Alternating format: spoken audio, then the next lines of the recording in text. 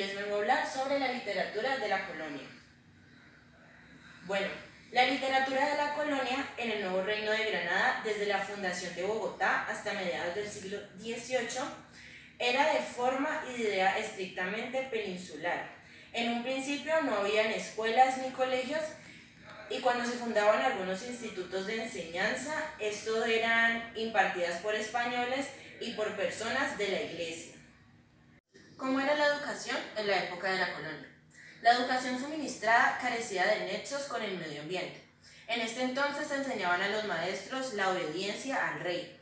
La historia de España, su gramática latina y española, fueron fundadas en semejanza con aquella que no tenía una noción de la diferencia del espíritu existente en el Nuevo Mundo y España, y su objeto principal era el de acostumbrar al niño a mirar estas comarcas en lo material y también en lo espiritual como una prolongación de España. Algunos de los más sobresalientes escritores de la época habían nacido en el virreinato y fueron educados a la manera de entonces, y sus obras tienen en la apariencia, en el fondo, los caracteres de la literatura española. La literatura en primer plano. La literatura colonial fue escrita principalmente por los cronistas y los dominadores. Es bajo el mundo de la censura, las limitaciones de la imprenta y la visión europea. Los escritores que publicaban sus obras en ese tiempo pasaban muchas dificultades para hacerlo, ya que en ese tiempo no se podía hablar sobre cosas que contradicieran la religión, sobre cosas que no fueran dichas por la religión, que no dijeran en la Biblia, o en sus escritos, quebrar las reglas españolas. La cultura hispánica, monárquica y religiosa tendrá como exponente a don Gonzalo Jiménez de Quesada. El libro que conocemos de él es el Antijobio, en el cual defiende a España de los agravios que le hace el obispo de Nacedera, Pablo Jobio. En la mayoría de los manuales de literatura se escribe a don Gonzalo como el iniciador de la literatura colombiana. En el proceso de la literatura colonial aparecía la crónica rimada con don Juan de Castellanos, especie de mito épico, que tiene su obra es titulada Elegías de varones ilustrados de Indias. Y a su lado se ubica la crónica picaresca de Juan Rodríguez Freire con su obra El Carnero. Aunque en esta última hay una visión crítica de la sociedad santafarreña, y se puede decir que ambas obras justifican el dominio español y el carácter moral y espiritual de su empresa.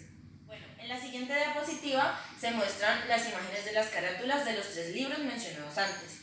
En estos dos está Elegías de varones ilustres de Indias y El Carnero, que estos dos fueron los libros que justificaban el dominio español, y el Antijobio de Gonzalo Jiménez de Quesada, que trata sobre cómo él se defiende ante el obispo. Mi nombre es Juan José González Naranjo y les voy a hablar de aspectos de la literatura colonial. Primero, la vida de las ciudades. La literatura colonial representa las circunstancias de diferentes ciudades, como conflictos o batallas. Por eso, gran parte de las obras hacen un recuento de los principales acontecimientos sucedidos en este entonces. Segundo, la historia. La historia no deja de ser un tema importante entre los escritores de la colonia. Por ello, la literatura de esa época, específicamente la poesía, evoca hechos protagonizados por personajes tradicionales o históricos. Tercero, la religión. Gracias a que la iglesia tenía una gran influencia entre la sociedad, por eso la gran parte de esta literatura fue dedicada a desarrollar temas religiosos como la vida de los santos. Principal género literario. El principal género literario fue el narrativo, específicamente la crónica urbana, que dejó de lado la descripción del paisaje y buscó representar la vida y costumbres de la sociedad.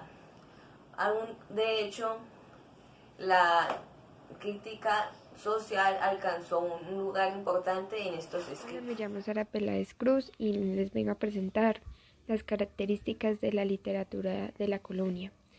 La primera característica que hay es El retomar las principales estructuras formales empleadas por los poetas en el siglo de oro, como el soneto o el endecasílabo. Otra característica que tiene la literatura de la colonia es que mezcla el lenguaje de la crónica con el lenguaje poético, como sucede en el Prodigio del Desierto o el Desierto Prodigioso, que tiene elementos de ambos géneros literarios.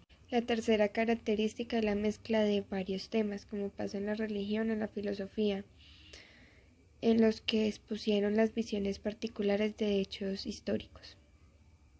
La cuarta característica es exaltar el papel de gobernadores, conquistadores y reyes mediante textos de carácter histórico. Las primeras obras se realizaron después del desembarque de Cristóbal Colón, mediante crónicas, cartas que los españoles le hacían a su rey para informarle todo lo que estaba pasando en el mundo nuevo. Un ejemplo es Fray Bartolomé, defensor de los indios, que relató el trato que los españoles le daban a los nativos. Otro campo de la literatura es lo religioso.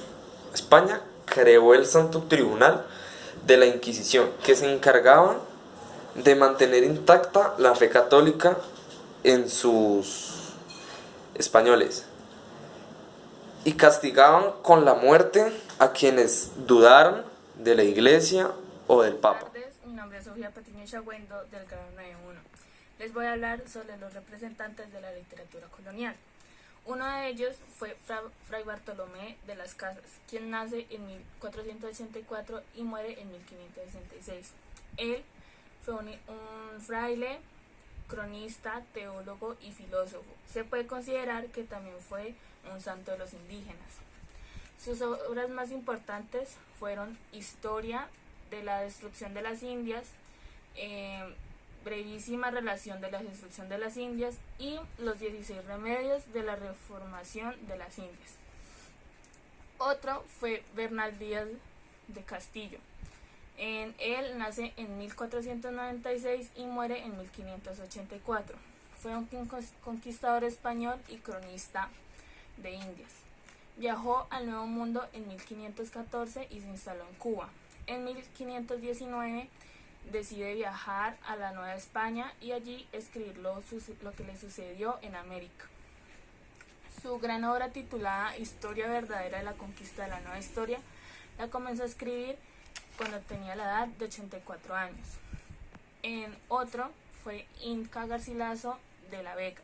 Este nace en 1539 y muere en 1616. Fue un escritor e historiador peruano. En 1560 viaja a España para comenzar su carrera como militar y allí logra el cargo de capitán. En 1590 se entrega a la religión y se interesa por el estudio de la historia. En 1616 fallece y sus cenizas se encuentran en la Catedral de Cusco. Sus obras más importantes fueron La Florida del Inca y los comentarios reales de los indígenas.